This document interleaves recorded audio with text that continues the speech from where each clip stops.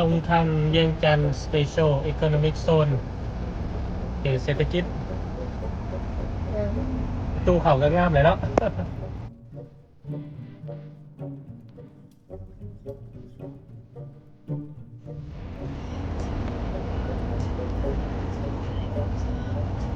เอามารอหลินกันต่ออยู่ที่ท่าดานเนาะด่านพวกมิตรภาพแห่งที่หนึ่งลาวไทย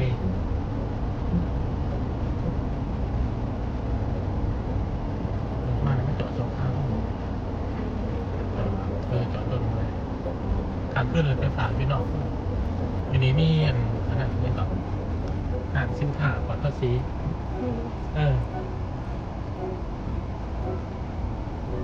คนร้ายอยู่บ่คนร้ายอยู่เลย วันนี้คนร้ายคนไหนคนเดินทางร้ายแต่ วันนี้วันที่10บอกมาบอกว่าจะไทยเหรอ จะไปเที่ยวอะไรครับ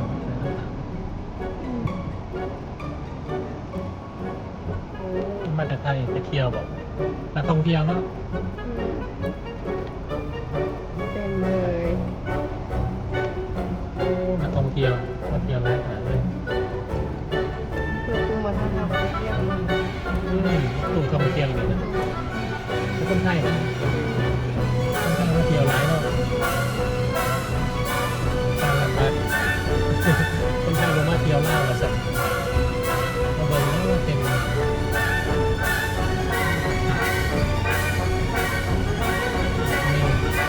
เมฆของไปเรื่อยๆ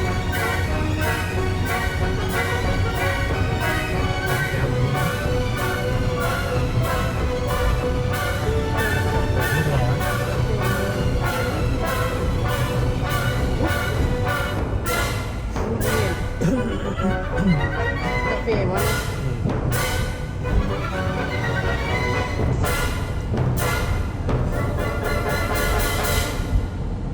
นจะไปเที่ยววะ ยังไม่มีบ้านนี่ เก็บเอาเก็บเสียที่ไหนเนี่ย ยังได้ค่อยแม่ไปกรุงเทพเนาะ เก็บปลาหลุมอ่ะ ตาไว้บ้านเลยเนาะโอ้ได้แทนเลยเนาะ แค่แล้วนะเราจะไปอดกินอดเจ้าเนาะไปอยู่บ้าน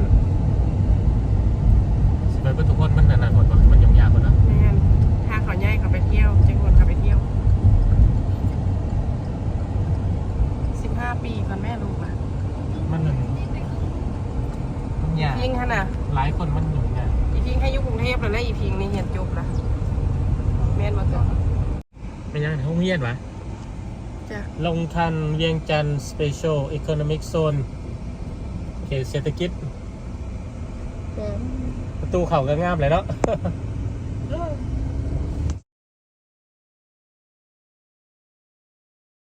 โรงเรียนนานาศาสตร์ออสการ์โรงเรียนออสการ์นี่ในป้ายมันเลย โอ้เลข2บ่ได้แล้วพ่อก ายท่านผู้ชมอันนี้คือถนนท่าเรือเนาะเฮากลับจากด่านคัวมิตรภาพลาวไทยเวียงจันทร์หนองคายกำลังเดินทางเข้าไปในตัวเมืองเวียงจันทร์ติดตามไปนำกันเนาะเฮาจะพาไปเลาะหลินเลาะเที่ยวแล้วก็เบิ่งบ้านเบิ่งเมืองว่าจะไปแถวถนนดงปาลาน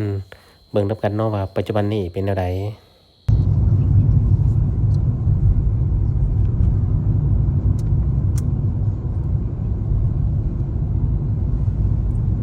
ข้างหน้าเฮานี่แม่นบริษัทเบียร์ลาวและครัวที่เฮาเห็นนั่นครัวขามทางก็คือครัวขามทางของบริษัทเบียร์ลาวเป็นครัวขามทางแห่งทบิดในเวียงจันทร์แต่ว่าเป็นของบริษัทเป็นของสาธารณะอยู่แถวลัก4ลัก5หันก็เป็นของสาธารณะนะเนาะจากบริษัท5บริษัทน้อยเนาะให้ตั้งค่า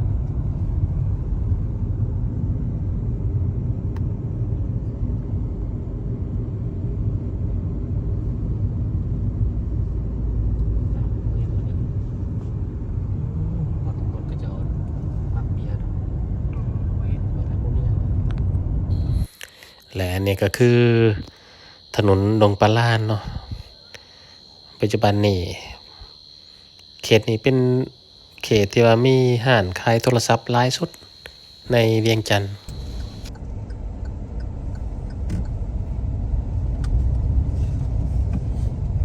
บางคนมันก็มีมารยาทดีบางคนมันก็ซิ่งไปถ้าว่าสิซิ่งไปก็อย่าตามกันเด้เขาจอดให้เอากลับไปครับผมฝนตกเนาะมาหล่อแถวดงปลาล้านมื้อนี้ก็ฝนตกค่อยๆอุ้ยดำนะดำกว่าข่อยอีก โบราณ โอ้ยพอดำเลยนี่คนดำก็พออีกพี่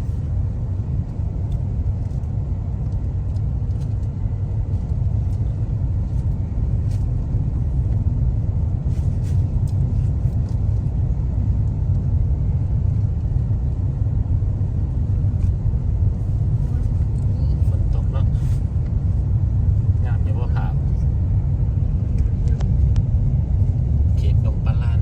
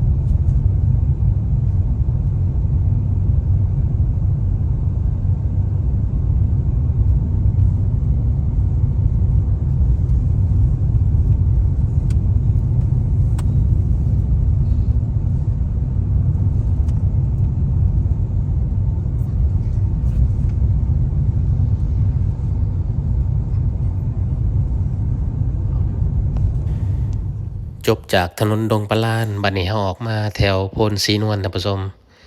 อันนี้คือบ้านเมืองเฮือนซ่านบ้านซองอยู่เขตโพนศรีนวลในตอนกลางเว้นเนาะกลางคืนนี่แถวนี้หันแสงสีบ่ธรรมดาเนาะเพราะว่าเป็นเขตที่ว่ามี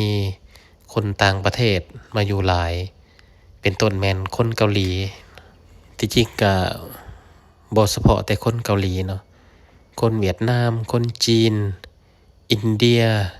ก็มาอยู่คือกันเนี่ยสังเกตเบิ่งร้านขายเครื่องเนาะจะมีตัวหนังสือภาษาเกาหลีเขียนไว้